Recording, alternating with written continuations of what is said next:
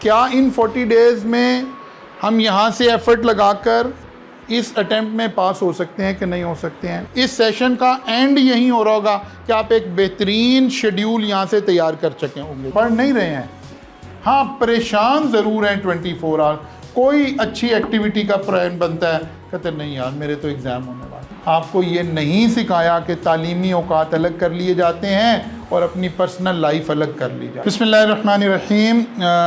मैं आप तमाम लोगों को कासिम अली शाह फाउंडेशन में खुश आमदीद कहता हूँ। यकीनन आप में से बहुत सारे बच्चे ऐसे होंगे जिनका फाउंडेशन आने का ये पहला इत्तफाक हुआ होगा, और ये एक बड़ी मुनफरिद सी जगह है, एक बड़ी मुनफरिद सा काम इस जगह पर हो रहा होता है जहाँ हम सोच के ऊपर काम कर रहे होते हैं, लोगों की ज़िंदगियों के अंदर आसानियाँ लाने के ऊपर बात कर रहे होते हैं। डिफरेंट विंग्स के अंदर काम हो रहा होता है, उनमें से एक अकाउंटेंसी का विंग भी है। आज यहाँ इतने तलबा का रश देखकर मतलब हमें अपना सारा निज़ाम दोबारा से मैनेज करना पड़ा। ये इस तरफ इशारा है कि इस तरह की एक्टिविटीज़ के बच्चे मुंतज़िर भी हैं और वो चाहते हैं कि इस तरह की एक्टिविटीज़ हों, क्योंकि जनरली इस विंग के अंदर यानी जिस इंडस्ट्री से आपका ताल्लुक़ है वहाँ इस तरह की गुफ्तगू बहुत ज़्यादा हो नहीं रही है। ट्रेडिशनली हम क्लासेस के अंदर जो बातें कर रहे हैं, जो पढ़ रहे हैं, वो बड़ा टू दी पॉइंट पढ़ रहे हैं। आप में से अक्सर बच्चे वो हैं, अक्सर स्टूडेंट वो हैं जिनका ये पहला सेशन होगा जब वो कैफ़ के अंदर अपीयर हो रहे होंगे। हमने सेशन का उन्वान भी इसीलिए यही रखा हुआ है कि अब हम ऑलमोस्ट, आज 13 जुलाई है, हम रफली अपने एग्ज़ाम से 45 डेज़ इधर उधर खड़े हुए हैं। तो हम यही लर्न करना चाहते हैं इस सेशन में, यही सीखना चाहते हैं कि क्या इन 40 डेज़ में हम यहाँ से एफ़र्ट लगाकर इस अटेम्प्ट में पास हो सकते हैं कि नहीं हो सकते हैं, या जब हम एग्ज़ाम में अपीयर हो रहे होते हैं तो हमें किन चीज़ों से वास्ता पड़ता है। एक तो एग्ज़ाम में पास होने के लिए ना हमें 3 तरह की चीज़ों से हमारा वास्ता पड़ रहा होता है। उनमें से अभी तक आपने जितने भी जो भी बच्चे जिस भी कॉलेज में पढ़ रहे हैं, जो भी सब्जेक्ट पढ़ रहे हैं, आप उनमें से एक चीज़ में से अभी गुज़र कर यहाँ तक पहुँचे हैं। एक एरिया के ऊपर काम हुआ और उसमें से गुज़र कर आप आज यहाँ इस सेशन में बैठे हुए हैं। अगले 45 डेज़ में हमें और कौन से एरियाज़ को साथ अटैच करना है ताकि हम बेहतर अंदाज से पास हो सकें। तो एक्चुअली हम सब लोग क्या चाहते हैं, हम पास होना चाहते हैं, सक्सेस चाहते हैं। तो अगर हम अपनी सीए की, पर्टिकुलर सीए की सक्सेस से रिलेटेड बात करें तो जो हमारी सक्सेस लैडर है ना, वो 3 चीज़ों से मिलकर हमें मंजिल मकसूद पर पहुंचाएगी, पास करवाएगी। उनमें से एक और पहली चीज़ थी स्टडी ड्यूरिंग सेशन। ये वो पहला स्टेप है जिसमें से आप गुज़र कर आए हुए हैं। आप लोग अपने अपने कॉलेजेस में अपने अपने असातिज़ा से अपने अपने सब्जेक्ट पढ़ रहे थे या अभी पढ़ रहे हैं। ये वो काम है जिसको मैं कह रहा हूँ, ये एक स्टेप है स्टडी ड्यूरिंग सेशन। कुछ बच्चों ने बहुत अच्छा पढ़ा, कुछ ने बहुत अच्छा नहीं पढ़ा, कुछ छुट्टियाँ हो गई, कुछ प्रॉब्लम आ गई, बीच में ईद भी आ गई थी, बीच में ये भी हो गया था। जैसे ह्यूमन बीइंग्स डिफरेंट चीज़ों में से गुज़रता है, आप इस सेशन में यकीनन उन सारे मामलात से गुज़र रहे हैं। समटाइम बच्चा ये समझ रहा होता है कि मेरी सारी कामयाबी या नाकामी का दारोमदार इसी एक बात पर है कि मैंने ड्यूरिंग सेशन कैसे पढ़ा था। नहीं, ये एक कंपोनेंट है उस सारे बात का, ये भी इंतहाई अहम कंपोनेंट है, लेकिन ये एक कंपोनेंट है। दूसरा कंपोनेंट क्या है? दूसरा कंपोनेंट है जैसे ही आप 30 डेज़ बिफोर एग्ज़ाम पहुंचेंगे ना, अभी आप तकरीबन 45 डेज़ बिफोर एग्ज़ाम पे खड़े हैं, यहाँ भी ये दूसरा कंपोनेंट आपको मुतासिर नहीं कर रहा। अब आप एग्ज़ाम स्ट्रेस का शिकार होना शुरू होंगे। अब आपको ख्याल आएगा, हो ये 6 महीने तो मैंने गुजारे, 6 महीने में तो अच्छा मैंने तो ये नहीं किया था, ये काम ख़राब हो गया, ये वजह हो गई थी, मैं तो बीमार भी हो गया था, फ़लाँ भी आ गया था। अब आप इधर उधर की चीज़ों के साथ अपनी कामयाबी और नाकामी को नफ़ी करना शुरू हो गए। और अगर आप इस स्ट्रेस को मैनेज करना नहीं सीखेंगे तो खुदा ना खास्ता क्योंकि मैं इस तरह के ट्रेनिंग सेशंस कंडक्ट करता हूँ, थोड़ा बच्चों में जाना पहचाना जाता हूँ अल्लाह ताला की मेहरबानी की वजह से, तो फिर जब बच्चे इसका शिकार हो जाते हैं तो फिर वन और अदर वे मेरे तक पहुँचते हैं कि ये मसला हो गया। तो मैंने कई दफ़ा देखा कि बहुत सारे बच्चे एक साइकोलॉजिकल डिसऑर्डर का शिकार हो जाते हैं एग्ज़ाम, क्योंकि सीए बहरहाल एक प्रेशर आता है जब आप एग्ज़ाम के बिल्कुल करीब पहुंचते हैं। तो हमें आज से क्या स्टेप्स लेने हैं कि हम इस स्ट्रेस का शिकार ना हो जाएं। और खुदा ना खास्ता मेरे कई दफ़ा ऐसा हुआ, मेरे जानने वाले बच्चे इसका शिकार हुए और ये सारा कुछ हुआ। फिर मुझे एहसास हुआ कि नहीं यार, हमें इस एरिया में भी, नॉर्मली एक टीचर किस एरिया में रोल प्ले कर रहा होता है? पहले वाले एरिया में। मैंने अच्छा पढ़ा दिया, मैंने रिवीजन करवा दी, मैंने ये काम कर दिया, ये काम कर दिया, ये सब कुछ हो गया, ठीक है। लेकिन अगर उस बच्चे ने खुदा ना खास्ता एक्स्ट्रा स्ट्रेस लेकर अपने आप को साइकोलॉजिकल डिसऑर्डर में ले गया है, डिप्रेशन में चला गया है, तो बीइंग ए मेंटोर यहाँ भी उस टीचर को, इस बच्चे को रेस्क्यू करना है ना। जैसे एक टीचर कहता है बेटा आपको समझ नहीं आई ना, आप क्लास के बाद मेरे पास आ जाइए, मैं आपको एक्स्ट्रा टाइम दे देता हूँ। बच्चा कहता है यार ये टीचर बहुत अच्छा है यार, ये अपने एक्स्ट्रा टाइम में से भी मुझे टाइम दे रहा है। बिल्कुल इसी तरह बीइंग ए मेंटोर, इस टीचर की ये रिस्पॉन्सिबिलिटी भी है कि वो आपको इस एरिया में भी गाइड करना शुरू करे। हो सकता है मैं भी बिल्कुल गाइड ना कर रहा होता, मेरी नज़र से भी ये चीज़ें ओवरलुक हो रही होती हैं। मेरे ऊपर अल्लाह ताला ने दो तरह से मेहरबानी कर रखी है। एक तो फाउंडेशन के साथ मेरा लिंक होना, मैं इस तरह की ट्रेनिंग्स का से खुद ट्रेंड हुआ, खुद एज आ स्टूडेंट फाउंडेशन में आया था, आज मैं अल्हम्दुलिल्लाह यहाँ सेशंस कंडक्ट कर रहा हूँ। ये लर्निंग का एक प्रोसेस है, ये लर्निंग का एक बेहतरीन हब है। यहाँ डिफरेंट एक्टिविटीज़ साल भर होती रहती हैं। आप इसके पेज को लाइक करके इसमें से देख सकते हैं कि कौन सी वो चीज़ है जो आपसे मैच करती है। यहाँ बड़े बड़े इंटेलेक्चुअल्स की गुफ्तगू होती रहती है, बहुत अच्छे लोग आते रहते हैं। बड़े ऐसे कोर्सेज़ जो वैसे करने जाएं तो बड़े एक्सपेंसिव कोर्सेज़ हैं, वो यहाँ फ्री ऑफ कॉस्ट हो रहे होते हैं। तो मुझे भी अल्लाह ताला ने ये मेहरबानी की कि मेरा यहाँ से ताल्लुक़ बना, तो ये जहन बना, बांटने का जहन बना, वरना ये तो तरबियत ही नहीं थी। मतलब आज से 3-4 साल पहले मेरा फाउंडेशन से रब्ता हुआ, उससे पहले तो जहन में ये कभी था ही नहीं कि यार जो अल्लाह ने मेरे ऊपर नवाजा हुआ है मैंने माशरे को लौटाना भी तो है ना। ये तो सोच ही नहीं थी। और बीइंग ए चार्टर्ड अकाउंटेंट ज़्यादा सोच तो क्या थी कि यार क्योंकि मैंने सीए कर लिया तो अब मैंने पैसा इकट्ठा करना है, मैंने पैसा कमाना है। इस चेंज को इंट्रोड्यूस करवाने में कासिम अली शाह साहब का एक बहुत बड़ा क्रेडिट उन्हें जाता है। जब मैं शाह साहब से अटैच हुआ, फिर हमारी ज़रा दोस्ती हो गई और ज़्यादा प्यार मोहब्बत हो गया, तो मुझे पता चला कि जाहिद कभी अच्छा यार ये बातें भी ज़िंदगी में करनी थी, मैंने तो कभी सोची नहीं है, मेरी तो प्रायोरिटी में ये बात शामिल नहीं है। तो एक यहाँ से अल्लाह ताला मेहरबानी कर रहा था, एक उधर से रियल स्टूडेंट्स को क्योंकि पढ़ा रहे हैं, वहाँ से एक इशू क्रिएट हो रहा है, वहाँ से मसाइल आ रहे हैं, उनको देख रहे हैं कि अच्छा जी क्या करना है क्या नहीं करना। तो फिर समझ आई नहीं यार, इन एरियाज़ पे अल्लाह ताला ने हमें ये नॉलेज दिया हुआ है, ये हमारी रिस्पॉन्सिबिलिटी है कि हम इस एरिया के अंदर काम करें। तीसरी और अहम बात है कि आपने कंप्रीहेंसिव रिवीजन करनी है।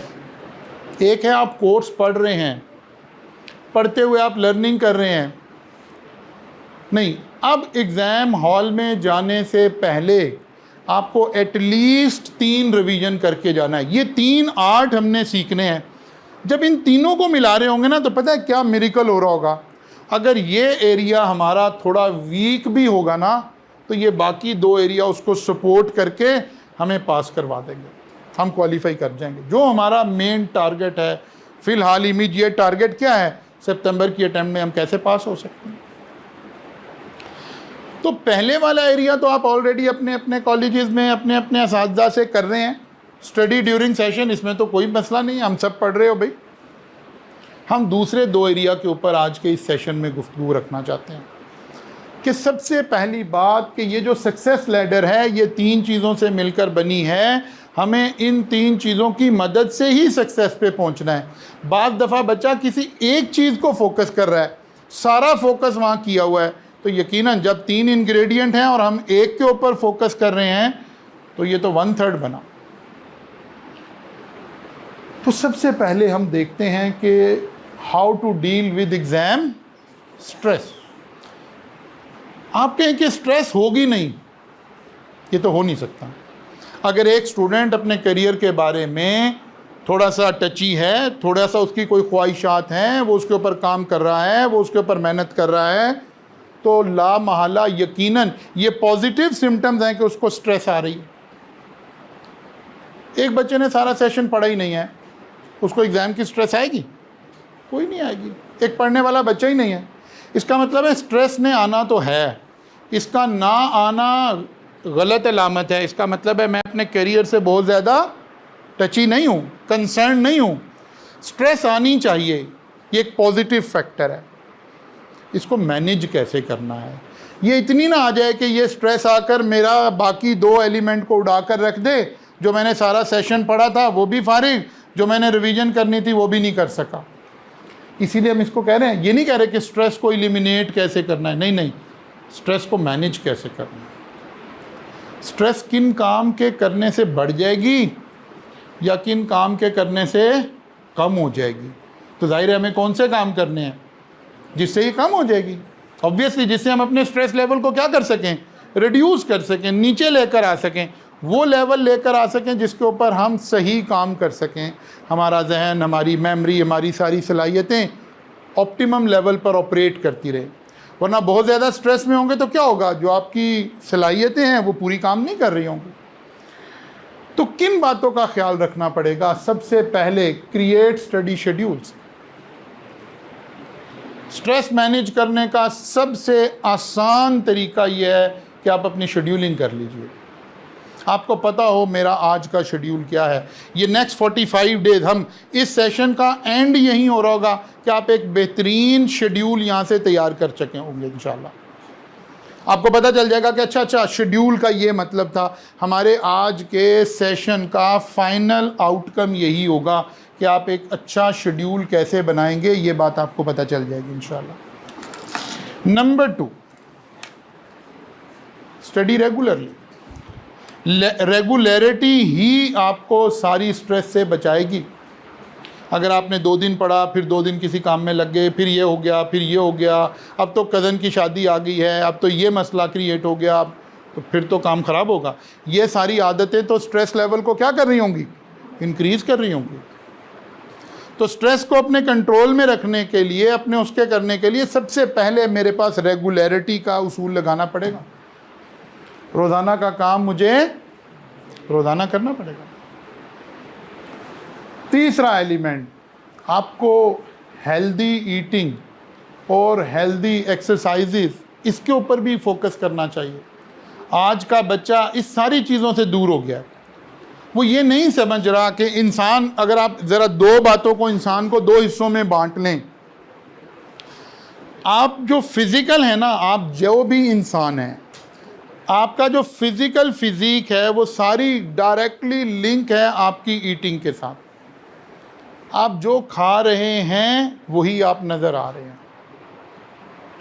फिर दूसरी अहम बात हमने सीखनी है, आप जो सोच रहे हैं वैसा ही माइंड डेवलप हो रहा है, जिस्म वैसा डेवलप हो रहा है जैसी हम डाइट ले रहे हैं। अगर हेल्दी डाइट ले रहे हैं तो जिस्म हेल्दी डेवलप हो रहा है, और अगर हर वक्त फास्ट फूड, जंक फूड और इन चीज़ों को लेकर चल रहे हैं तो जाहिर है ला महला बॉडी भी वैसी क्रिएट हो रही है। इसी तरह सोच का एलिमेंट है। अगर आप सोच की, जिसे हम कहते हैं रूह की ग़िज़ा, सोच, तसव्वुरात, आपके ख्वाब, आपके ड्रीम्स, यहाँ से आपका सोच क्रिएट हो रही है। अगर आप पॉजिटिव सोच रहे हैं तो पॉजिटिविटी क्रिएट हो रही है, नेगेटिव सोच रहे हैं तो हमेशा नेगेटिविटी क्रिएट हो रही है। हर वक्त उन लोगों में बैठे हैं, उन लोगों के साथ उठ बैठ रहे हैं जो आपको यही बता रहे हैं कि यार ये पास नहीं होता, ये काम नहीं कर सकेंगे, ये आपसे कब होना है, देखा नहीं था मैट्रिक में भी तुम्हारे इतने अच्छे नंबर नहीं थे। ये क्या हो रहा है, ये नेगेटिव सोच आ रही है। जब नेगेटिव सोच आ रही होगी तो हमारे ड्रीम्स भी नेगेटिव हो जाएंगे, हमारी सोच भी नेगेटिव हो जाएगी, और अल्टीमेटली नेगेटिविटी बढ़ जाएगी और पॉजिटिविटी पीछे चली जाएगी। इन 3 एलिमेंट, सबसे पहला एलिमेंट क्या है, शेड्यूल बना लो। आज आप इस सेशन में आए हैं, यहाँ आने का मकसद ये है कि आप अपने अंदर एक चेंज इनकॉर्पोरेट करें। ये सोच कर आएँ कि यार मैंने आज 2 घंटे इसलिए स्पेंड किए थे कि मैं कोई बात सुनूंगा तो उस पर अमल करूंगा। और अगर आपने आज जाकर भी अपना रूटीन वही रखा, उसी तरह की ज़िंदगी गुजारनी है, फिर कोई मोटिवेशन आपको नहीं दे सकता, फिर कोई ट्रेनिंग सेशन आपका कुछ नहीं बिगाड़ सकती, फिर तो जैसे आप हैं वैसे ही रहेंगे। तो आज जाके सबसे पहला काम आपको करना चाहिए, अपना शेड्यूल बनाएं। दूसरा काम करना चाहिए, अपनी रेगुलरिटी को मेंटेन करें, कहीं अटेंडेंस अपनी लगाएं, कहीं लिखें, कहीं नोट करें कि क्या मैं रेगुलर हूं या नहीं। एक और बात से आपको ये बात समझाने की कोशिश करता हूं। आप में से अक्सर बच्चे वो हैं जिन्होंने अभी कैफ का पहला एग्ज़ाम देना। जब कैफ का रिज़ल्ट आता है ना, तो मैं 1-2 दिन फुल डे बैठता हूँ और लोगों से मुलाकात करता हूँ, भले वो हमारे स्टूडेंट हैं, पूरे प्रोफेशन में कहीं से भी हैं। बच्चे अपने पेरेंट्स के साथ आते हैं, जिन्हें कोई मसला आ रहा है वो मिलने आते हैं। नॉर्मली 99% ये कौन से बच्चे होते हैं जिन्हें फेलियर हो जाता है। वो कहते सर पेपर भी ठीक हुआ था, पढ़ा भी हमने था, समझ नहीं आ रही क्यों फेल हो गए। मैं कहता हूँ बेटा आपके पास कोई डाटा है जिससे मैं एनालिसिस कर सकूं कि आपने पढ़ा है कि नहीं पढ़ा। कहते सर क्या मतलब। मैंने कहा कहीं से पता चल सकता है आप कितने बजे से कितने बजे पढ़ते थे, कोई आपका बेटा रूटीन था, आप कितने बजे से कितने बजे पढ़ते थे। तो नहीं सर रूटीन तो कोई नहीं था। अभी मैं कल की बात बताता हूँ। कल एक वालिद साहब आ गए, मुझे जमील साहब ने कहा मुझे कहीं जाना था, कहने लगे नहीं सर ये पेरेंट्स आए हैं, आप काइंडली 10 मिनट इन्हें टाइम दे दें। खैर मैं बैठा उनके साथ, तो पहली बात पता चली वो वालिद साहब खुद अपना एक स्कूल रन करते हैं, 2-3-4 ब्रांचेज हैं, स्कूल रन करते हैं। फैमिली सारी पढ़ी लिखी है, बहन भाई सारे पढ़े लिखे हैं, और ये बच्चा सीए कर रहा है और अकाउंटिंग में 3री-4थी दफ़ा फेल हो गया। अब वालिद साहब परेशान हो गए हैं और वो आए हुए हैं। मैंने उनके वालिद साहब से पहला सवाल ये किया, मैंने कहा आप तो खुद एजुकेशन की लाइन से आपका ताल्लुक़ है, मेरे बगैर बताए आपको सारी बातें पता है, लेकिन आप मुझे बता सकते हैं इस बच्चे के पढ़ने का रूटीन क्या था। तो कोई रूटीन नहीं था कि बस सर पढ़ता ही है, पढ़ता ही ना। मैंने कहा नहीं रूटीन क्या था, कब कितने बजे से कितने बजे पढ़ता था। कोई जवाब नहीं। अच्छा ये बच्चा ऑनलाइन पढ़ रहा था। फिर मैंने कहा सर ये जब क्लास ले रहा होता था तो मुझे बताइए ये कहाँ क्लास लेता था। इसका कोई जवाब नहीं था, क्योंकि आप ऑनलाइन में जब कभी हम भी आपको कह दें आज बारिश हो गई है तो लेक्चर यूट्यूब पर आ गया है, तो वो लेक्चर आप कैसे ले रहे होते हो, सबको पता है हमें, ठीक है ना। चलो बयान नहीं करते। अब हम बेड पे लेटे लेटे भी ले रहे हैं, चलते फिरते भी ले रहे हैं। भाई लेक्चर कभी ऐसे लिया जा सकता है? नहीं। लेक्चर लेने का एक पोस्चर है, जैसे आप इस वक्त बैठे हैं भाई, कहीं टेबल पर बैठते, कहीं कॉपी रखते, कहीं कैलकुलेटर रखते, कहीं उस लेक्चर को नोट करते। ये तो आप एक फ़िल्म देख रहे थे, बस फ़र्क इतना था इस फिल्म में शाहरुख खान और कतरीना नहीं थी, जाहिद कवी और नवीद अंसारी थे, बस इतना सा फ़र्क था। अदरवाइज़ ये पढ़ाई नहीं हुई। अच्छा ये नहीं फैसला करना कि इनमें से शाहरुख कौन सा था और कतरीना का ये नहीं फैसला करना अभी आपने, अभी फ़िलहाल इधर ही रहना जहाँ हम खड़े हैं। तो कहने का मतलब ये है जब तक हम अपनी चीज़ों को सुधारना नहीं सीखेंगे तो उस वक़्त तक वही हमारे ऊपर उसूल लगता रहेगा कि गार्बेज इन गार्बेज आउट। अगर आप गार्बेज इन कर रहे हैं तो आउट भी तो गार्बेज ही होगा ना। ये तो नहीं हो सकता कि गार्बेज इन कर रहे हैं और गोल्ड या डायमंड आउट होना शुरू हो जाएगा, ऐसा तो नहीं हो सकता। तो भाई सबसे पहले खुद को सुधारने की सोचेंगे तो कोई फ़ायदा होगा। हम तो आपको पता है, आप में से बहुत सारे तो मेरे स्टूडेंट यहाँ बैठे हुए हैं, आपको पता है हम इसके कायल नहीं हैं कि सीए बहुत मेहनत के साथ होता है, बिल्कुल इसके कायल नहीं है। सीए एक अच्छी स्ट्रेटजी के साथ होता है, स्मार्ट मूव करने से सीए होता है। सीए बन के भी स्मार्ट इंसान बनने की ज़रूरत पेश आती है।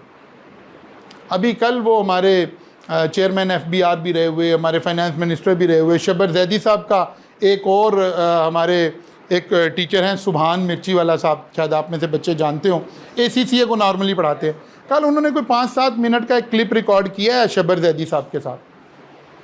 मैं भी शेयर कर दूंगा उसको फेसबुक पर, आप में से कोई उधर होगा तो ज़रा सुनिएगा वो क्या कह रहे हैं। कामयाब होने के लिए सिर्फ चार्टर्ड अकाउंटेंट बन लेना काफ़ी हो जाएगा? पता चलेगा कि नहीं नहीं नहीं नहीं नहीं, कामयाब होने के लिए तो और बहुत सारे इंग्रेडिएंट चाहिए। आपको अपनी शख्सियत के अंदर भी चेंजेस चाहिए, अपनी सोच के अंदर भी चेंजेस चाहिए, आपको कम्युनिकेशन स्किल्स भी चाहिए, आपको अपनी सॉफ्ट स्किल्स भी इम्प्रूव करने की ज़रूरत है। तो अगर हम ये सोच कर इस सेशन में नहीं आए हुए हैं, 2-2.5 घंटे ज़िंदगी के हम इन्वेस्ट कर दिए और ये सोच कर आए हैं कि अच्छा चलें सुनते हैं क्या हो रहा है, नहीं नहीं, ये नहीं करने आया। ये बार बार मैं रिपीट कर रहा हूँ। अगर आप चेंज होना चाहते हैं तो फिर एक सेशन आपको काफ़ी है, और अगर आप चेंज नहीं होना चाहते तो फिर 50 सेशन भी आपका कुछ नहीं बिगाड़ेंगे। तो इसलिए आज जाकर आपने अपने अंदर ये जो हम यहाँ सीख रहे हैं इसको अप्लाई करना शुरू करना है। और मैं कह रहा हूँ, दावे तो नहीं कर सकते, लेकिन मैं कह रहा हूँ मुझे अल्लाह से बड़ी उम्मीद है कि अगर आप इसको फॉलो कर लेंगे तो आप में से कोई एक बच्चा ऐसा नहीं होगा जो इस अटेम्प्ट में फ़ेल हो जाए इंशाअल्लाह ताला। कि सब पास हो जाएंगे। ये नहीं होगा कि आप बहुत पढ़कर पास हो जाएंगे, इतना ही पढ़ के, जितना पढ़कर आप यहाँ बैठे ना, इतना ही पढ़ के पास हो जाएंगे अगर आप इन चीज़ों पर अमल करेंगे। 3 बातें हमें समझ आ गई हैं। नंबर 1, शेड्यूल बनाना है। मुझे पता हो मेरा आज का क्या टारगेट है, मुझे पता ही नहीं है, मैं कटी हुई पतंग की तरह ज़िंदगी गुजार रहा हूँ, जिधर की हवा चलेगी उधर चला जाऊँगा। अशरफुल मखलूक़ात की अल्लाह ताला कह रहा है ये मेरी सबसे बेहतरीन क्रिएशन है। अशरफुल मखलूक़ात की इससे ज़्यादा तज़लील नहीं हो सकती कि मुझे यही ना पता हो कि आज के दिन मैंने क्या करना है।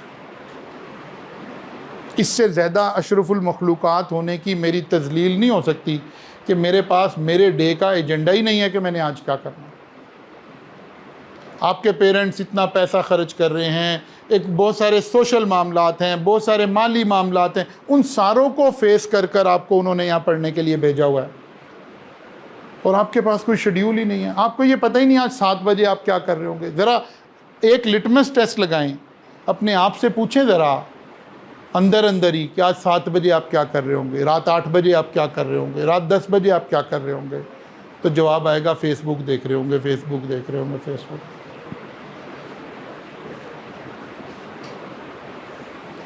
कोई दम नहीं कर सकता, कोई तावीज़ नहीं आपको दे सकता सक्सेस का। आपको वो टूल सिखा सकता है, उस लेडर के बारे में बता सकता है कि बेटा ये वाली सीढ़ी है, इसके ये इंग्रेडिएंट हैं, ये आपको सक्सेस पर ले जाएंगे। अमल तो आपने करना है। आपको पता है मैं वो एक डायलॉग बोला करता हूँ कि दुनिया में, बल्कि मैं लफ्ज़ कायनात इस्तेमाल किया करता हूँ, कायनात में कोई शख्स ऐसा नहीं है जो आपको चार्टर्ड अकाउंटेंट बना सके सिवाय आपके, और कायनात में कोई ऐसा शख्स नहीं है जो आपको चार्टर्ड अकाउंटेंट बनने से रोक सके सिवाय आपके। ये आप हैं जिसने या उधर जाना है या उधर जाना है। अब आप कहें कि सर ये पता कैसे चले कि मैं इधर का मुसाफिर हूँ कि इधर का मुसाफिर हूँ, तो वही सिम्टम आपको बता रहा हूँ। पूछें अपने आप से कि आपका कोई शेड्यूल है, अगर है तो फिर आप मंजिल की तरफ के मुसाफिर हैं। अगर आपको पता है कि मैं शाम 5 बजे क्या, अच्छा ज़रूरी नहीं हर दफ़ा आंसर ही आ रहा हो मैं पढ़ रहा हूँगा, मैं नहीं, मुझे पता होना चाहिए मैं आज 6 बजे खेल रहा हूँगा, मैं जिम में जाऊँगा, एक्सरसाइज करूँगा, मैं मूवी, ये सब कुछ ठीक है, मुझे मेरा शेड्यूल तो पता हो। मैं ये नहीं कह रहा कि हर घंटे का आंसर आ रहा हो पढ़ रहा हूँ, फिर तो सबसे पहले पागल खाने पहुँच जाएंगे। नहीं, पढ़ना तो वही 4-5 घंटे है, लेकिन मेरे पास मेरा मैनुअल है। एक 10,000 रुपये का मोबाइल ख़रीदते हैं, उसके साथ मैनुअल आता है इसने कैसे चलना है। ये कायनात की सबसे कम्प्लेक्स मशीन पड़ी है, इसको पता ही नहीं है इसने कैसे चलना है, इसको पता ही नहीं है इसका शेड्यूल क्या है, इसको पता ही नहीं इसने आज क्या करना है। इससे बड़ा अलमिया नहीं हो सकता। इसलिए अपने ज़मीर को झंझोड़ें,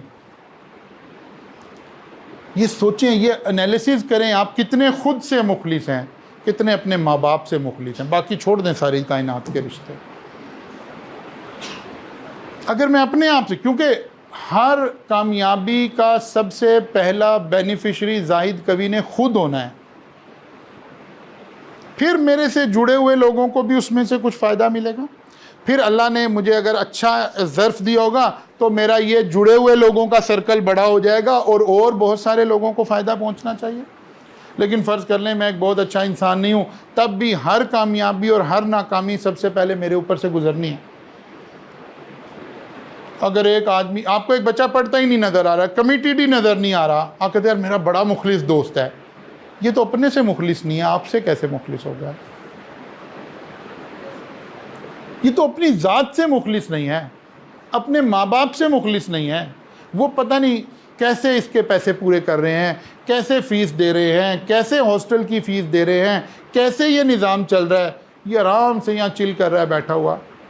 जो शख्स अपने सगे माँ बाप से मुखलिस नहीं है, जो अपनी ज़ात से मुखलिस नहीं है, वो आपका दोस्त है, आपके साथ मुखलिस होने लगा है। How it is possible?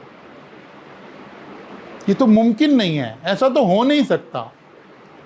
इसलिए झंझोड़ें अपने आप को, अपने ज़मीर को झंझोड़ें, अपने आप से पूछें, आप ट्रेन ए में बैठे हैं, ये सक्सेस की तरफ जा रही है, ट्रेन बी में बैठे हैं, इसकी मंजिल ही नाकामी है, आपको पता चल जाएगा फॉर द टाइम बिंग आप किस ट्रेन में बैठे हो।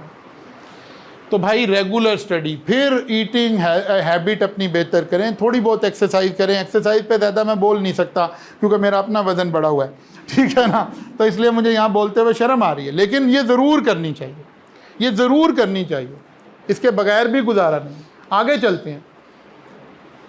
Gate adequate sleep. आगे सर ये काम हम कर लेंगे, इसकी टेंशन ना लें, ठीक है ना, कि सर ये काम आप 6 से 7 घंटे कह रहे हैं, हम 12 से 14 कर लेंगे, आप टेंशन ना लें। नहीं, ये इसलिए बताया जा रहा है कि अगर आप ये सोच रहे हैं आज सेशन करके गए और आपने तहैया किया, नहीं नहीं सर की आज बातें सुनी है, आज मुझे समझ आई है यार ये तो मैं अपने साथ ही मुखलिस नहीं हूँ, अब आप जनाब पढ़ना शुरू हो गए, आपने अपनी स्लीप भी कम कर ली। नहीं, बिल्कुल नहीं। बैलेंस्ड लाइफ ही कामयाबी की तरफ जा सकती है। 6 से 7 घंटे की स्लीप हमें रिक्वायर्ड है, इतनी ज़रूर लेनी है। इससे ज़्यादा जितना आप सो रहे हैं वो गलत है, इससे कम जितना सो रहे हैं वो गलत है। ये दोनों चीज़ें स्ट्रेस क्रिएट कर रही हैं हमारी बॉडी के अंदर। फिर नेक्स्ट आ गया जनाब, आप एकदम एट स्ट्रेच पढ़ने को कभी प्लान ना करें। 6 घंटे इकट्ठा ही पढ़ूंगा जी, ऐसा नहीं हो सकता।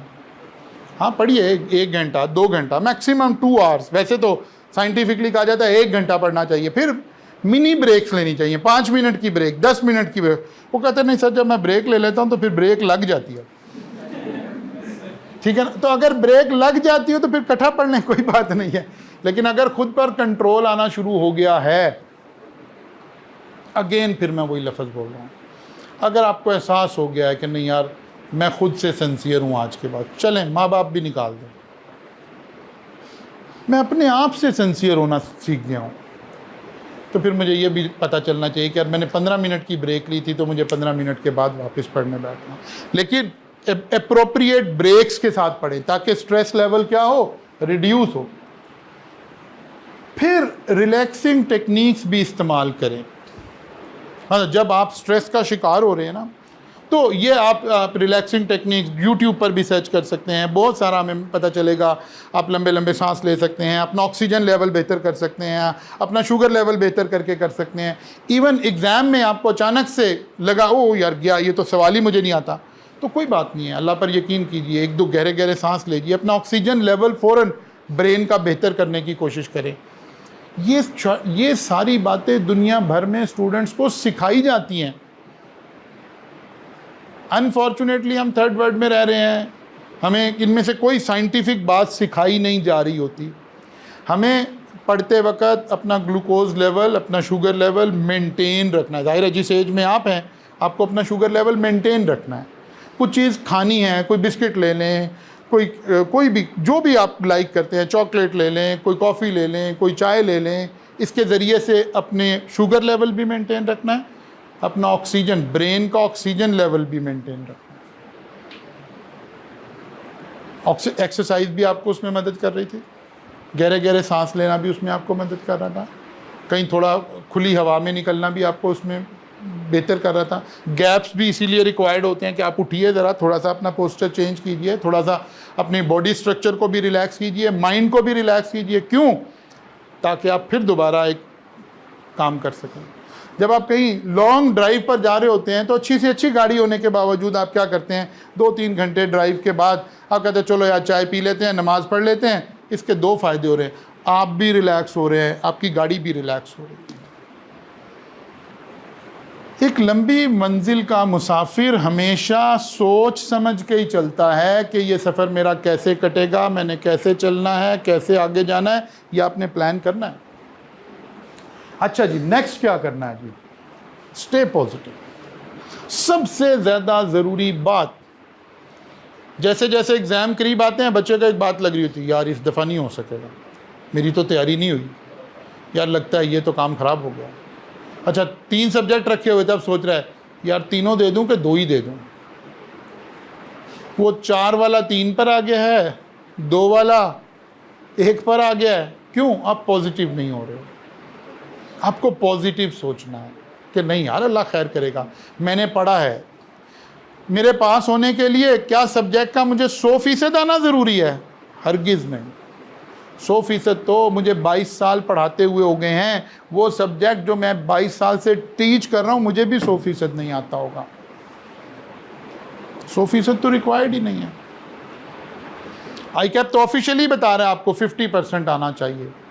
इसका मतलब है आधा पेपर गलत करके भी पास हो सकते हैं। तो हमेशा पॉजिटिव रहे। एक टारगेट बनाया हुआ है, एक पेपर रखा हुआ है, अपनी पूरी स्ट्रेंथ लगाएं, इन तीनों एरियाज पे काम करें जो अभी हम सीख रहे हैं, एंड स्टे पॉजिटिव। वो जो लोग नेगेटिव आपको अप्रोच दे रहे हैं, आपकी थिंकिंग को नेगेटिव तरफ लेकर जा रहे हैं, ज़रा उनसे किनारा कशी करें, अपने आप को बार बार पॉजिटिव करें। और अब अगर पढ़ाई की तरफ आ जाएं, अब आखिरी 45 डेज़ ये वो टाइम है जहां आपको अपने अपने पेपर के पास पेपर पर फोकस करना चाहिए, वहां से प्रैक्टिस करें। अच्छा, आप जब भी पास पेपर खोलेंगे ना, आप ये ऊपर वाला स्टेप खुद ही आ जाएगा। कौन सा? पॉजिटिव। मसलन आप कैफ के स्टूडेंट हैं, आप नए सिलेबस में 3 अटैम्प्ट अभी तक हुई हैं। जैसे ही आपका कोर्स कंप्लीशन की तरफ जा रहा है ना, कोई भी अटैम्प्ट उठाकर ओपन करें, आपको पता चलेगा अच्छा पिछली अटैम्प्ट तो बड़ी आसान आई हुई थी, अच्छा ये तो आसान ही सवाल आए थे। ये आपको पॉजिटिव होने में मदद देंगे। बिकॉज एग्ज़ाम में कभी भी हाईएस्ट लेवल की चीज़ें नहीं पूछी जा रही होती। 30-35% बिल्कुल बिलो लेवल आसान तरीन बातें, 30-35 मीडियम, और फिर इससे ऊपर। ये जो पहले 2 लेवल हैं, अगर आपको ये आते हैं तो आपने पास हो जाना है, क्योंकि 50 मार्क्स चाहिए ना। इस बात को जहन में हमेशा रखें, आपको 50 मार्क्स चाहिए पास होने के लिए, और ग्रेड्स मार्क्स अनाउंस नहीं होते ना। तो वो मैं अक्सर डायलॉग बोलता हूँ ना कि वो जो ऊपर वाला 50 के बाद वाला नंबर है, लाइक 51, उसे तो हम वैसे ही नाजायज़ तस्वुर करते हैं। ये लेना क्यों है भाई, इसको तो ज़रूरत ही नहीं। 50 मार्क्स आए, आप पास हो गए, दैट्स इट। ये FSC नहीं है कि ग्रेड्स लेकर आने हैं, 90% मार्क्स लेने हैं, 85% मार्क्स कोई नहीं लेने भाई। जहाँ आपको लगे मेरे हाथ से गेम निकल रही है, मैं नहीं पढ़ सका, वहाँ अपने आप से पूछें यार मैं इतना नालायक हूँ कि मैं FSC में तो 85% मार्क्स लेकर आया था या 75 लेकर आया था, और यहाँ मैं 50 भी नहीं ले सकूँगा। आप अगर अपना पिछला सारा तालीमी कैरियर देखें ना, सारा तालीमी कैरियर वो हमेशा 50 से ऊपर वाला तालीमी कैरियर है। तो फिर अब क्यों डर रहे हैं हम भाई? क्या ICAP में मार्क्स कोई अलग तरीके से आते हैं? नहीं, मार्क्स तो उसी तरीके से आते, जैसे FSC में आते थे, जैसे बाकी जगह आते थे, वैसे ही आने। तो फिर क्यों घबरा जाएं हम इससे कि जी 50 नहीं आएंगे? तो जैसे ही आप पास पेपर देखेंगे, आपको नज़र आएगा कि नहीं यार, अगर मैं 2 अटैम्प्ट पहले बैठा होता ना तो मैंने तो पास हो जाना था, ये पेपर तो आसान आया था। नहीं, वो आसान नहीं आया था, ऐसा ही आना है हर दफ़ा, ऐसा ही आना है हर दफ़ा। अगर आप उस वक़्त स्ट्रेस में ना हो, डिप्रेशन में ना हो, डरे हुए ना हो, तो पेपर आसान ही लगेगा।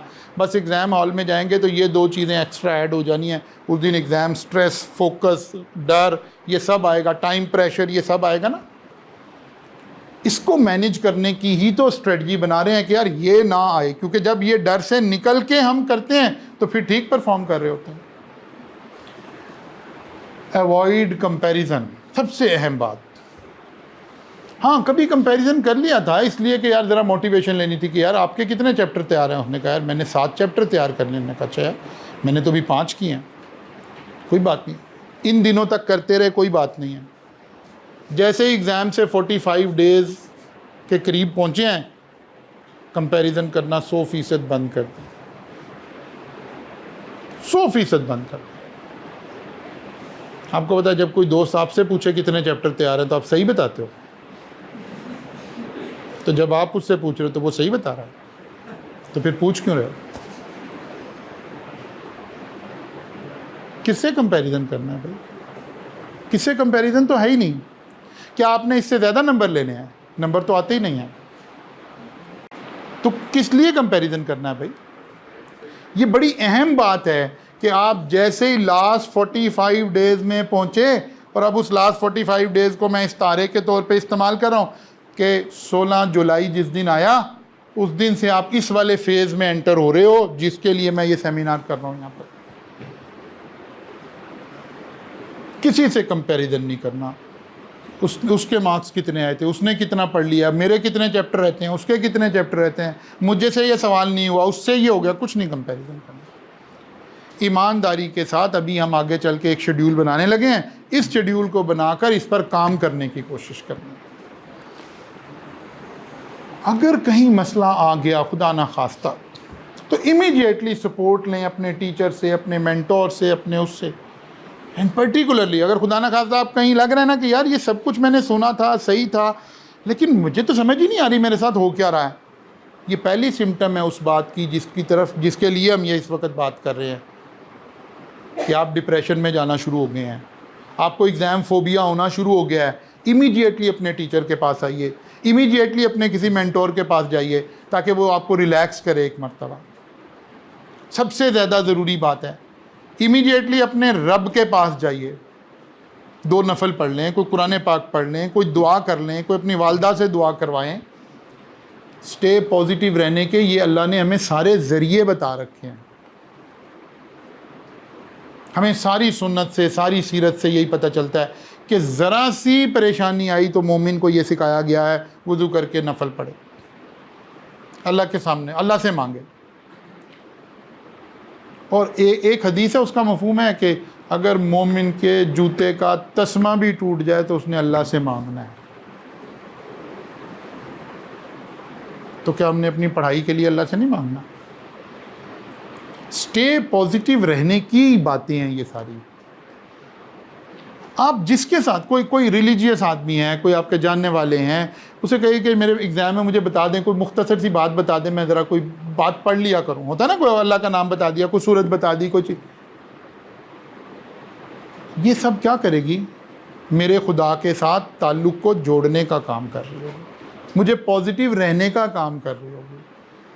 हर वक्त मेरे अंदर ये एहसास होगा कि यार कोई बात नहीं है, अच्छा यार अल्लाह तो अब भी पास कर देगा ना, कोई बात नहीं है, अब कौन सा नंबर लेने हैं।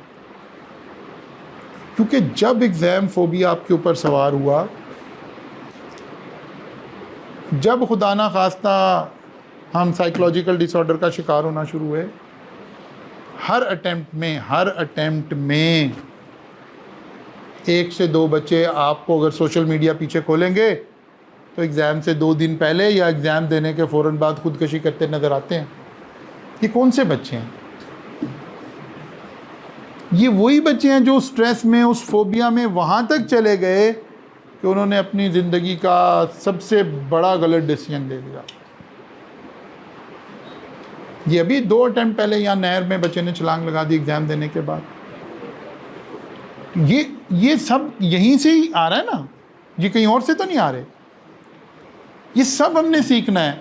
अनफॉर्चुनेटली हमारे पेरेंट्स, हमारा माशरा हमें एक चीज़ सिखा रहा है, कामयाबी कैसे लेनी है, कामयाबी कैसे लेनी है, कामयाबी कैसे लेनी है।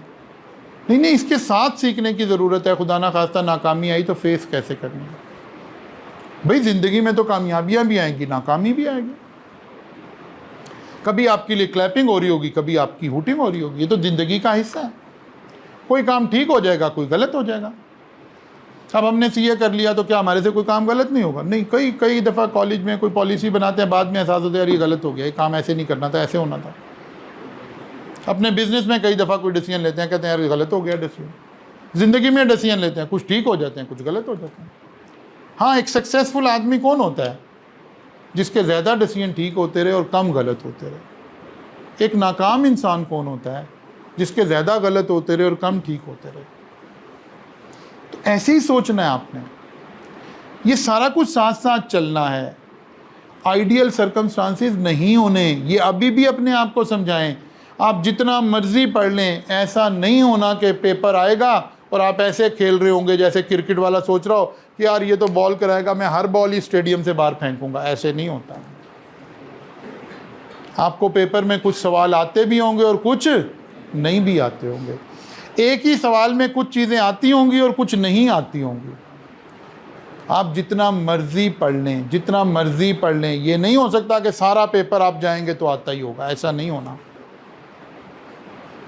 पहले से अपनी एक्सपेक्टेशन लेवल, अपने सोच का अंदाज वो अपने मैनेज करके जाना है। आपने देखना है उस दिन उन 3.25 घंटे में जो मैं परफॉर्म कर रहा हूँ, इसमें से ज़्यादा चीज़ें ठीक हो जाएं, बस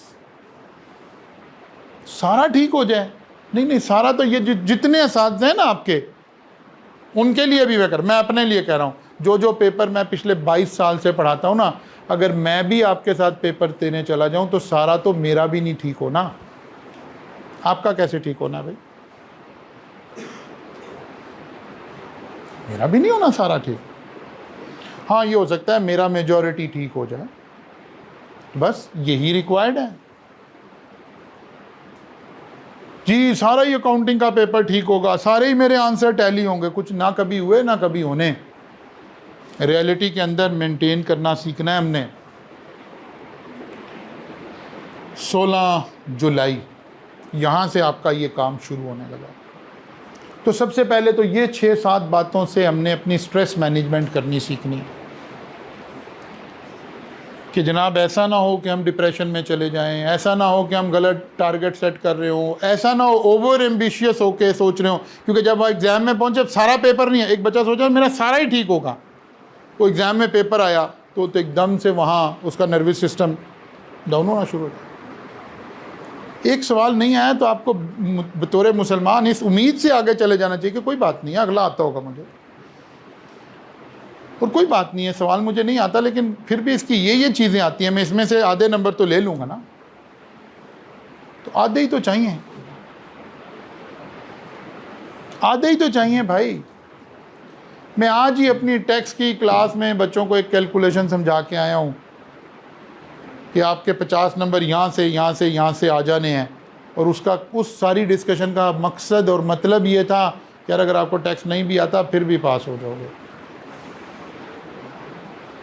क्योंकि 50 मार्क्स लेने हैं ना पास होने के लिए। तो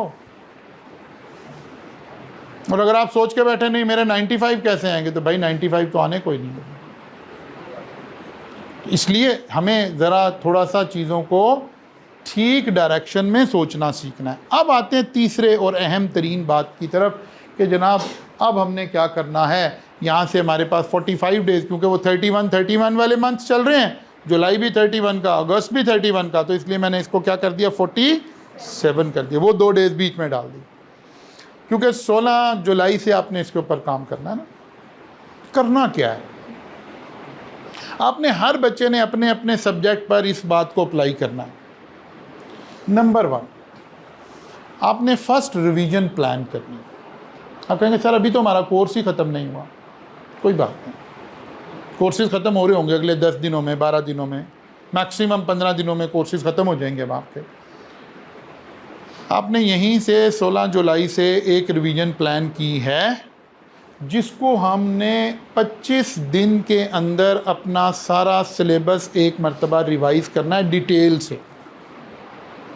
नेक्स्ट 25 डेज़ का मतलब हुआ कहाँ से शुरू हो रहा होगा, ये शुरू होगा 16 जुलाई से चलेगा और 9 अगस्त तक की बात हो रही है। ऑब्वियसली यहाँ तक इन एनी केस आपके सारे स्कूल में, कॉलेज में, जहाँ भी आप पढ़ रहे हो वहाँ भी कोर्स ख़त्म हो चुका हुआ है, लेकिन आपने इस सारे को खुद से रिवाइज़ करना शुरू किया। वही पहले वाला पॉइंट, शेड्यूल बनाया पहले कि यार कब पढ़ूंगा, 3 पेपर हैं, इस पेपर को कितना टाइम चाहिए, इसको कितना टाइम चाहिए, इसको कितना टाइम चाहिए, उसका एक शेड्यूल बना लिया अपना और स्ट्रिक्टली उसको फॉलो करना शुरू करते हैं। कब शुरू हुई जी हमारी ये रिवीजन? 16 जुलाई से 25 दिन मुकम्मल हुए 9 अगस्त को। एक दफ़ा कोर्स में से आप सारे में से गुजर गए हैं। ओके नहीं सर, अभी तो मेरा तो नहीं इतना ख़त्म, अब तक नहीं ख़त्म हो सकता।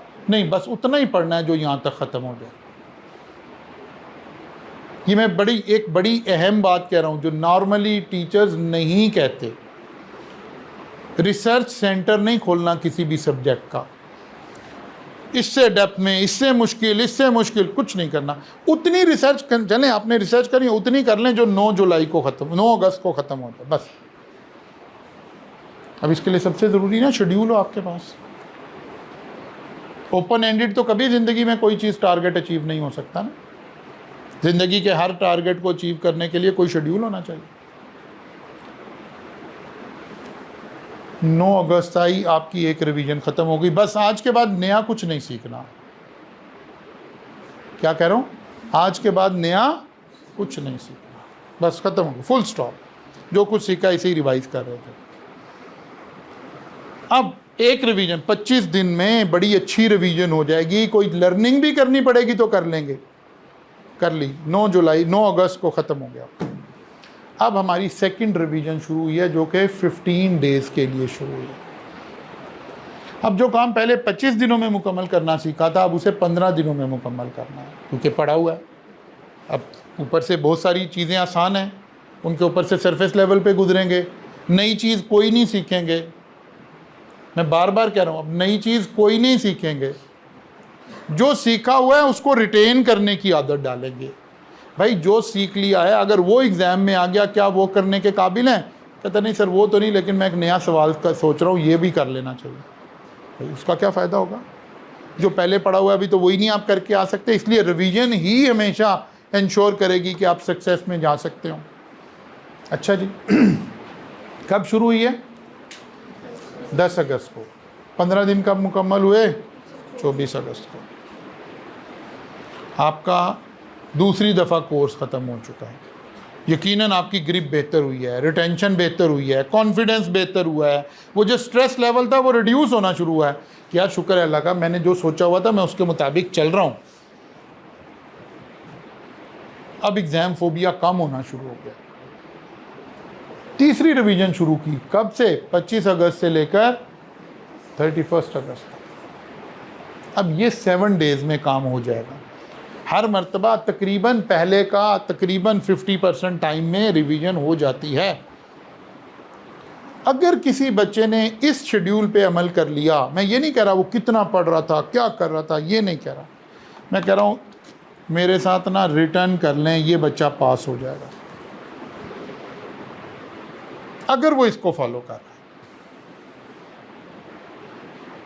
अगर वो इसको फॉलो कर। और अगर बच्चा 24 अगस्त तक नई बातें सीख रहा है तो ठीक है भाई, हो सकता है पास हो जाए, हो सकता है किसी प्रॉब्लम का शिकार हो जाए।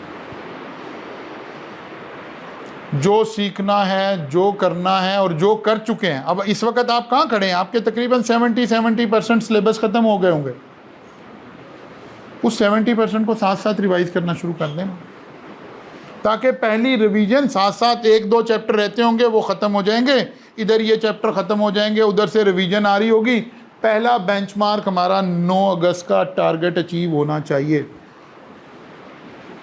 9 अगस्त को आप रात को जब सोने लगे ना, उससे पहले 2 नफल शुक्राने के पढ़ें कि या अल्लाह तेरा लाख लाख शुक्र है, मेरा कोर्स एक मरतबा कंप्लीट हो गया है, जो मैंने टारगेट बनाया था मैं उसके बड़े करीब पहुंच गया हूं।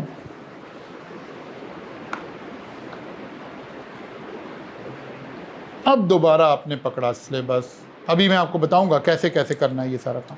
फिर दोबारा 15 दिन में ये काम किया, फिर 2 नफल शुक्राने के अदा किए, फिर तीसरी दफ़ा किए। यकीन जाने आपने अगर ऐसे किया है तो आपने पास हो जाना।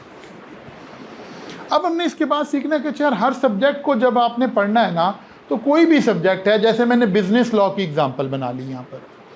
अगर आप अपने सिलेबस को खोलेंगे, अपने टीचर से पढ़ेंगे, उसने बता ही रखा होगा पहले से, हर सिलेबस में ग्रिड्स बने हुए हैं कि इन चैप्टर से इतने % पेपर आता है, इन चैप्टर से इतने % आता है। आप जो भी सब्जेक्ट पढ़ रहे हैं ना, सबसे पहला काम तो ऐसे करें जैसे मैं ये पेपर पैटर्न आपको बताता हूँ, बिजनेस लॉ के एतबार से मैं बताने लगा। बिजनेस लॉ में 5 चीज़ें एग्जामिनर ने आपको बता रखी हैं। एक आपने लीगल सिस्टम पढ़ना होता है, एक आपने कॉन्ट्रैक्ट एक्ट पढ़ना होता है, एक आपने पार्टनरशिप एक्ट पढ़ना होता है, एक आपने निगोशिएबल इंस्ट्रूमेंट पढ़ना होता है, और एक हमने एंटी मनी लॉन्ड्रिंग और ये जो न्यू लॉज हैं ये पढ़ने होते हैं। 5 एरियाज आपने। इन सब की परसेंटेज भी हमें एग्जामिनर ने बताई हुई है कि इसमें से इतने % सिलेबस आएगा, ये आएगा। जैसे ये इसमें से ये थ्योरेटिकल आएगा, ये MCQs 5% हो गया, इसका मतलब है ये तकरीबन रफली 50% हो गया। ऐसे एग्जामिनर ने आपको बता रखा है ना सारा कुछ। इस सारी बातों को सामने रख के आपने अपना शेड्यूल बनाना है, जिस भी पेपर का बना रहे हैं। ICAP का सिलेबस उठा लें, वहाँ ये सब कुछ वहाँ लिखा हुआ है, वहीं से ही मैं आपको बता रहा हूँ। अब वो जो पहला 30 डेज वाली बात है ना, उसको यहाँ पुट करें। ऐसे नहीं आज जाके जी पढ़ना शुरू कर देंगे, नहीं, ये सब धोखा है, कुछ नहीं होने जा रहा। आज 13 तारीख है, 13, 14, 15, 3 दिन है आपके पास। बड़ी तसल्ली से, बड़ा सोच के, बड़ा समझ के एक अच्छा सा प्लान तैयार करें। मैं आपको एक प्लान तो तैयार करके यहाँ दे रहा हूँ। वैसे तो जो सब्जेक्ट मैं पढ़ाता हूँ मैं फेसबुक पे अपलोड कर दूंगा सारों के प्लान, मेरी तरफ से कैसे प्लान बने हुए हैं, लेकिन मैं एक आपके सामने बना के दिखा रहा हूँ। मैंने ये 5 बातें पहले देखी कि यार ये 5 एरियाज़ हैं और मेरे पास कितने दिन है पहली रिवीजन के? 30 दिन है, 25 दिन है, ठीक है ना। अब मैंने 25 डेज को ब्रेक डाउन करना शुरू किया। मैंने कहा यार लीगल सिस्टम पे तकरीबन मैं 2 दिन लगाऊंगा, मेरा टारगेट है मैं इसे 2 दिन में कंप्लीट करूंगा। कॉन्ट्रैक्ट पर कोई 10 डेज लगाऊंगा, क्योंकि रिवीजन ही हो रही है ना। पार्टनरशिप पे कोई 5 डेज स्पेंड करूंगा, निगोशिएबल इंस्ट्रूमेंट पे 4 डेज लगाऊंगा, और ये जो न्यू लॉज हैं इसके ऊपर भी 4 डेज करूंगा। तो ये कितने दिन बन गए? 25 दिन बन गए। अब मेरा एक फ़ायदा ये हुआ, मेरा जो एक 25 दिन का टारगेट था वो ब्रेक डाउन हो गया है। अब मैं कहीं से भी शुरू करूं, मतलब यहाँ मैं प्रेफरेंस ले सकता हूँ, हो सकता है ऐसे ही शुरू करूं, ऐसे आ गया, ऐसे भी हो सकता है, और हो सकता है मुझे डेज तो डिफाइन है ना। पहले आपने कॉन्ट्रैक्ट से शुरू कर लिया, अगर ये 10 दिन वाला टारगेट अचीव नहीं हुआ ना तो यहीं समझ जाए कुछ नहीं होने वाला, क्योंकि पहला ही माइलस्टोन आपने अचीव नहीं किया, पहला ही टारगेट आपका ख़राब हो गया। या अगर आपने लीगल सिस्टम से शुरू किया और 2 दिन में ख़त्म नहीं हुआ तो तीसरे दिन आपको अपने आप को बताना चाहिए कुछ नहीं होने वाला मेरे से, बिकॉज आप तो फॉलो ही नहीं कर रहे, आप अपने ही बनाए हुए उसूल को फॉलो नहीं कर रहे भाई। फिर वही बात, मैं पिछला फिक्रा दोबारा बोलने लगा हूँ, जब आप ही अपने साथ सिंसियर नहीं हैं, टीचर क्या करेगा, इदारा क्या करेगा, ICAP क्या करेगा? भाई आप ही अपने साथ ही नहीं सिंसियर, तो फिर क्या करें? शेड्यूल बनाने का यही फ़ायदा होगा। और जो बच्चे ये सोच के बैठे हैं यार बस 25 दिन में कर लेंगे, तो इंशाल्लाह वो 25वें दिन कह रहे होंगे यार अब अगले 25 दिन में हो जाएगा, क्योंकि होगा ही नहीं ना। बगैर शेड्यूल बनाए, बगैर टारगेट बनाए, बगैर रोज़ाना के काम को ब्रेक डाउन किए आपको कभी नहीं समझ आ सकता कि मैंने क्या करना। ऐसे आपको 25 डेज का शेड्यूल में, फिर आपने दोबारा एक शेड्यूल अभी बना लिया है, इन्हीं दिनों में बना लिया कि अच्छा यार अगली रिवीजन मैंने कितने दिन में करनी है? 15 दिन में करनी है। तो फिर कैसे चलूँगा? तो पता चला यार ये 2 काम जो भी मैं 12 डेज में कर रहा था अब दोबारा 7 डेज में करूँगा, और ये वाला काम जो मैं पहले 5 डेज में कर रहा था अब इसको 3 पर ले आऊँगा, ये 4 वाला 2 पर ले आऊँगा, ये 4 वाला 3 पर ले आऊँगा। ऐसे मेरा ये काम कितने दिनों में हो जाएगा? 15 डेज में मुकम्मल हो जाएगा। फिर अगली रिवीजन हमने आखिरी रिवीजन कितने दिन में करनी है? 7 दिन में। तो पता चला जो काम मैंने पिछली दफ़ा 7 डेज़ में किया था अब 3 डेज़ में रिवाइज़ करूँगा, और इन दोनों को 5 डेज़ को 3 डेज़ में ले जाऊँगा और इसको 1 डे में रिवाइज़ करूँगा। ऐसे मैं अपनी सोच से लिख कर अमल करके अपने टारगेट को गेज कर रहा हूँ साथ साथ कि क्या जो मैं सोच रहा हूँ, क्या जो मैंने सोचा है मैं वैसे चल रहा हूँ कि नहीं चल रहा, या बस ऐसे ही फजूल में अपने आप को भी एक सोच में डाला हुआ है, एक ख्वाब है, एक सोच है, सोच रहा हूँ, कर कुछ नहीं रहा। जिस दिन आपने ऐसे शेड्यूल बना लिया, अगला दिन आपको आईना दिखाना शुरू कर देगा कि आप कहाँ खड़े हो, तो आप फेरी वर्ड से बाहर आ जाओगे, सब ठीक है, सब ठीक है, सब ठीक हो जाएगा। आपको पता होगा रोज़ाना सोने से पहले क्या ठीक है क्या गलत है।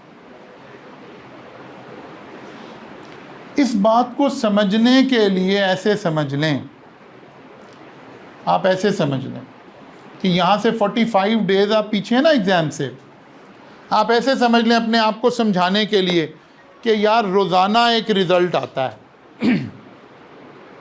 रोज़ाना डेली एक आई कैप का रिज़ल्ट आता है। कैसे? अगर आज का टारगेट मैंने कर लिया तो आज के रिज़ल्ट में पास हो गया, कल का टारगेट नहीं किया तो कल के रिज़ल्ट में फ़ेल हो गया, फिर किसी दिन पास हो गया, किसी दिन फ़ेल हो गया। अब अगर अक्सरियत में मैं पास हो रहा था तो फाइनल में भी पास हो जाऊंगा, और अगर आज भी फेल हूँ, कल भी फेल हूँ, अगले महीने वीक भी फेल हूँ, उससे अगले वीक भी फेल हूँ, तो रिज़ल्ट क्या आना है भाई? अभी पता लग तो रहा है कि क्या आना है। फिर क्यों सोच रहे हैं पता नहीं क्या होगा, आई कैप पता नहीं कैसे रिजल्ट देगा? भाई पता तो है आज ही हमें। जितना डिटेल में शेड्यूल बना लेंगे उतना आपको पता चल जाएगा फेल हो रहे हो कि पास हो रहे हो। मैं इस शेड्यूल को इससे ज़्यादा डिटेल में बनाकर आप सब लोगों से शेयर कर दूंगा। यानी ये जो पहला 30 डेज़ का शेड्यूल है ना, इनमें एग्जैक्टली 30 डेज़ का शेड्यूल बना के दे दूंगा आपको। Day 1, day 2, day 3, day 4, day 5, day 6, day 7। अब अगर आप उस दिन का टारगेट अचीव नहीं कर रहे तो आपको खुद समझ आ जानी चाहिए क्या कर रहे हैं आप। किसी चीज़ की ज़रूरत नहीं है। अगर आप आपको शेड्यूलिंग आ गई, आपको अपने टारगेट बनाने आ गए, आपको ये आर्ट आपने सीख लिया कि यार मेरे पढ़ने के औकात अलग होने चाहिए, मेरे खेलने कूदने के औकात अलग होने चाहिए। सबसे बड़ा अलमिया सीए के स्टूडेंट का यही है। मैं तो अक्सर कहता हूं कि भाई सीए का स्टूडेंट के शक्ल पे लिखा हुआ है कि वो सीए कर रहा है।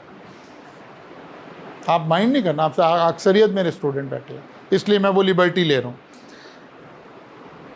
आपकी शक्लों पे लिखा हुआ है कि आप सीए कर रहे हैं। कैसे? बेरौनक चेहरे, बुरा हाल, परेशान, ठीक है ना। पहले दौर में इस तरह के लोगों को कहते थे इसे किसी से इश्क हो गया है, ठीक है ना। अब कहते हैं ये सीए कर रहा है। रीज़न, एक रीज़न, मसलन आप में से ना कोई 4-5 दोस्त ना कहीं ज़रा फिल्म देखने का प्रोग्राम बना रहे हैं, उसने आपसे कहा यार वो हम फलां मूवी देखने जा रहे हैं, अपने चलना है? कहते नहीं। क्या कहते यार मेरे एग्ज़ाम होने वाले हैं ना, मैं नहीं जा सकता। ये आपके ना एफएससी वाले कोलीग्स थे, वो कोई बीसीएस कर रहा है, कोई कहीं और कुछ कर रहा है, कोई कुछ कर रहा है, उन्होंने मूवी का प्रोग्राम बनाया है। इन दिनों में मुझे बड़ी उम्मीद है कि आप उनको इनकार कर दोगे कि मैंने नहीं जाना, ठीक है ना। लेकिन इससे मज़े की बात यह है वो 2-2.5 घंटे 3 घंटे मूवी देख के याशी करके वापस आ गए होंगे, इंशाल्लाह आपने किताबें नहीं खोली होंगी। सबसे बड़ा अलमिया ये है आपको ये आर्ट समझ नहीं आ रहा कि यार मैंने अपने फारिग औकात अलग करने हैं, पढ़ने के औकात अलग करने हैं। आप सीए उस टाइम कर रहे हैं जो आपके पढ़ाई के औकात हैं। जैसे ही ख़त्म हो गए हैं इसके बाद दिल से निकाल दें कि आप सीए कर रहे हैं। भाई आप क्यों नहीं घूमते, क्यों नहीं मूवी देखते? मैं मूवी देखने से मुराद, मतलब वो कुछ बच्चे रिलीजियसली इसको ले लेंगे, मूवी देखना मुराद नहीं है। क्यों वो एक्टिविटीज़ नहीं करते जो आपकी हॉबीज़ है? भाई आप में से बहुत सारे बच्चे सिर्फ लाहौर पढ़ने के लिए आए हुए हैं या हॉस्टल्स में रह रहे हैं। यार आपको सबसे पहले तो लाहौर को भी एक्सप्लोर करना चाहिए था, आपको यहाँ के अच्छे अच्छे शॉपिंग मॉल्स देखने चाहिए थे, अच्छे अच्छे इदारों में जाना चाहिए था। आप फाउंडेशन में आज मेरे इस सेमिनार सीए की वसातत से ही यहाँ भी पहुँचे हो। आपको तो इससे पहले पहुंच जाना चाहिए था। यहाँ तो इतनी खूबसूरत खूबसूरत एक्टिविटीज़ हो रही होती हैं कि आपको यहाँ पहुंच जाना चाहिए था, लेकिन आप क्यों नहीं पहुंचे? बिकॉज आप 24 घंटे सीए कर रहे हो और पढ़ते नहीं हो। ये दो बातें एक वक्त में सही हैं, यही सबसे बड़ा अलमिया है हमारा। आप सोते हुए भी सीए कर रहे हो। वो कहते हैं ना, कुर्बानी के जानवरों को आखिरी दिनों में छुरियां नजर आ रही होती हैं, आप लोगों को आई कैप नजर आ रहा होता है। अच्छा, ये नजर आकर अगर हम ज्यादा पढ़ रहे हो ना, तो हम कहें यार चलो बड़ी अच्छी बात है, पॉजिटिव स्ट्रेस है। नहीं, पढ़ नहीं रहे हैं, मैं फिर रिपीट कर रहा हूं, पढ़ नहीं रहे हैं। हाँ, परेशान ज़रूर हैं 24 आवर। कोई अच्छी एक्टिविटी का प्लान बनता है, कहते नहीं यार मेरे तो एग्ज़ाम होने वाले हैं। यार ज़िंदगी में हर चीज़ से ही सीखना है ना, खेल से भी सीखना है, मूवी देखने से भी सीखना है। ये सब चीज़ें आपने लर्न करनी है। आपकी सॉफ्ट स्किल्स इंप्रूव हो रही हैं, आपकी पर्सनैलिटी इंप्रूव हो रही है, सब कुछ इंप्रूव हो रहा है। लेकिन अलमिया ये है, 12-13 तालीम ने आपको ये नहीं सिखाया कि तालीमी औकात अलग कर लिए जाते हैं और अपनी पर्सनल लाइफ अलग कर ली जाती है। आप उस मर्ज़ का शिकार हैं, आपको ये दो चीज़ें सेपरेट नहीं करनी आ रही हैं। जिस दिन आपको ये दो चीज़ें अलग अलग करनी आ गई, आप ज़िंदगी में वापस आ जाएंगे। आपको देखकर कोई नहीं बता सकेगा कि आप सीए कर रहे हैं। अभी किसी को इस प्रोफेशन का ज़रा सा पता है ना, मैं अक्सर एक दावा करता हूँ, मुझे गार्डन टाउन में खड़ा कर दें, जो बंदा आ रहा होगा कि हमारे कॉलेज का नाम भी स्टूडेंट हो, मैं बता दूंगा सीए कर रहा है। उसकी शक्ल पे लिखा हुआ सीए कर रहा है। इसी वजह से, इसी फोबिया की वजह से। इसलिए भाई इन चीज़ों को सीखें, इनको लर्न करें, इनके ऊपर अमल करना शुरू करें, अदरवाइज़ कोई फ़ायदा नहीं है। ये सारे सेमिनार, ये सारी मोटिवेशन, ये सब हवा की नज़र हो जाएंगी बातें, इसके कोई फ़ायदा नहीं होगा। फ़ायदा कब होगा? जब आप इससे लर्न करके, सीख कर, और आप ये सोचेंगे कि नहीं यार आज मैंने बात सीखी है ना, चलो यार ये बेहतरीन टाइम पे, अल्लाह का शुक्र है सेमिनार उस वक़्त हुआ जब अभी 45 डेज़ रहते थे, तो यार मैंने तो फ़ैसला किया है कि इस दफ़ा मैं इस पर अमल करूँगा। फिर आपका यहाँ आने का कोई फ़ायदा हुआ, फिर 1-1.5 घंटा मेरे बोलने का कोई फ़ायदा हुआ, कुछ बच्चों के सुनने का, सुनाने का कोई फ़ायदा हुआ। और अगर वापस जाकर हमने वही रहना है कि फिर उसी बेवफा पे मरना, फिर वही ज़िंदगी हमारी, तो फिर तो कोई फ़ायदा नहीं है, फिर तो कोई फ़ायदा नहीं है। तो अगर हमने वैसे ही वापस लौट जाना है तो फिर कुछ फ़ायदा नहीं है, फिर इस तरह के 100 सेशन भी बेकार हैं। और अगर हम समझने के लिए आए थे, अपने अंदर चेंज लाने के लिए आए थे, फिर एक दफ़ा की बात हमें समझ आ जानी चाहिए कि हाँ यार इससे हमें ये फ़ायदा हो जाएगा। अदरवाइज़ हम जो हैं वो इन सारी एक्टिविटीज़ से कोई फ़ायदा नहीं उठा सकेंगे। तो मैं उम्मीद करता हूँ कि आप सब पॉजिटिव माइंड के साथ आए थे, सीखने के लिए आए थे, उस टाइम फ्रेम पर आए थे कि जो कुछ हमने यहाँ बातें की हैं ये राइट टाइम है इनको इम्प्लीमेंट करने का। यही टाइम था, यही वो टाइम कट ऑफ लाइन थी जहाँ ये सब कुछ हमें पता होना चाहिए था और हम इसको इम्प्लीमेंट करने की कोशिश करें। अगर आप बच्चों में से किसी के ज़हन में कोई इससे रिलेटेड स्पेसिफिक क्वेश्चन है तो वो भी पूछ लें ताकि मैं उसका आंसर कर दूँ। किसी बच्चे के ज़हन में कोई सवाल है तो पूछ लें।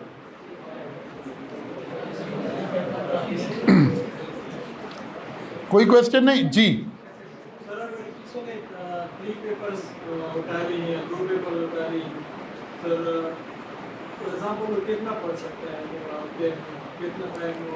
देखें, बड़ा आसान काम। अगर तो सेशन के शुरू में ये बात हो रही होती है ना, एक बात आपने याद रखनी है, आपने ख़ुद को कन्वर्ट करना है स्मार्ट वर्किंग में। हम जिस विंग को रिप्रेजेंट कर रहे हैं ना, हमारे यहाँ 90% टीचर्स खुद स्मार्ट वर्किंग पे बिलीव नहीं करते, जिसकी वजह से ज़ाहिर है सीए बच्चों में भी वो बात ट्रांसफ़र नहीं होती है। मैक्सिमम एक सब्जेक्ट को रूटीन में 1.5 घंटा देने की ज़रूरत हो सकती है। सारे सब्जेक्ट नहीं, कुछ घंटे वाले भी आएंगे। लाइक मैं सब्जेक्ट पढ़ाता हूँ बिजनेस लॉ, टैक्स, सी लॉ। आप पूरा सेशन 1 घंटा पढ़ें, ये बच्चा फेल हो जाए मेरे पास आ जाए, मेरे ऊपर केस कर दे, 1 घंटा। लेकिन रूटीन से आप अकाउंटिंग पढ़ रहे हैं, 1.5 घंटे में काम होना चाहिए अगर पूरा सेशन सही चल रहा है तो। चलो आप, मैं कहता हूँ 1.5 नहीं जी, 2 घंटे लग गए, 3 लग गए। नहीं, अगर इससे ज़्यादा लग रहे ना, फिर अपना मसलक चेक करें दोबारा। पहले अपना मसलक चेक करें, आप स्मार्ट वर्किंग के मसलक के लोग हैं कि नहीं, बस यहाँ से पता चलेगा। अगर आप बहुत पढ़ने की सोच रहे हैं तो फिर ठीक है, मतलब हम तनकीद नहीं कर रहे, दोनों तरीके हैं। हम तो इस पर बिलीव करते हैं कि यार वो सब्जेक्ट जो 1.5 घंटे से ज़्यादा डिमांड कर रहा है ना, उसकी स्ट्रेटजी दोबारा बनानी चाहिए। मैं कहाँ गलती कर रहा हूँ, क्यों ऐसा हो रहा है कि मुझे 1.5 घंटे से ज़्यादा लगाना पड़ रहा है। चलो कोई अकाउंटिंग टाइप का सब्जेक्ट है, आपसे 2 घंटे कह लें, दैट्स इट, इससे ज़्यादा नहीं होना चाहिए। कहीं गलती कर रहे हैं, कहीं हमारे से कोई चीज़ ओवरलुक हो रही है, कहीं हम उस कैटेगरी में जा रहे हैं जो ये समझ रहे हैं कि बहुत ज़्यादा मेहनत से सीए होता है। नहीं, ऐसा बिल्कुल नहीं, ऐसा हरगिज़ नहीं। अब अगर 3 सब्जेक्ट हैं और मैं आपको समझाने के लिए बात कह रहा हूँ कि हर सब्जेक्ट को 2 घंटे ही देने पड़ रहे हैं, तो बेटा ये भी 24 में से 6 घंटे ही बने हैं। चलो जी, कॉलेज भी गए थे सर, अच्छा भाई 1.5 घंटे के 3 वहाँ लगा लें, 4 साढ़े 4 घंटे कॉलेज रहे, ये फिर भी 8-10 घंटे बने हैं सारे दिन में। अभी इसमें से हमारे सोने का टाइम भी अवेलेबल है, खेलने का टाइम भी अवेलेबल है, सारे टाइम अवेलेबल है।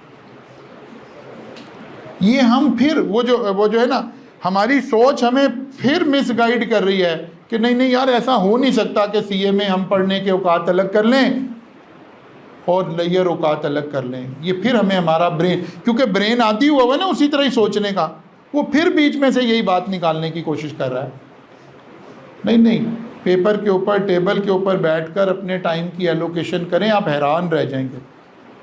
जिस रब ने इतनी बड़ी कायनात बनाई है कि हम उसकी वुसअत का अंदाज़ा लगाने लगें तो दिमाग ख़त्म हो जाए, समझ ना आए, सर में दर्द शुरू हो जाए। सिर्फ उसकी वुसअत का ये नहीं अंदाज़ा लगा रहे इसमें बना क्या हुआ है, ये कायनात है कितनी बड़ी, ये सोचना नामुमकिन है। जिस रब ने इतनी बड़ी कायनात बनाई है, उसने कोई सोच के किसी कैलकुलेशन से ही ये डिसीजन लिया होगा कि 24 घंटे का दिन काफ़ी है। आप ये कह रहे हो कि 24 आवर्स का डे अवेलेबल नहीं है, काफ़ी नहीं है, ये मुमकिन नहीं है। कायनात का क्रिएटर रब्बुल आलमीन है, ये कैसे हो सकता है कि उसने काम ज़्यादा बना दिया और दिन छोटा बना दिया? How it is possible? ये हो नहीं सकता। इसलिए ये बात नामुमकिन है। कहीं मैं गलती कर रहा हूँ, कहीं अपनी शेड्यूलिंग गलत कर रहा हूँ, कहीं बातों को समझने में, समझाने में गलती कर रहा हूँ, जिसकी वजह से ऐसा हो रहा है।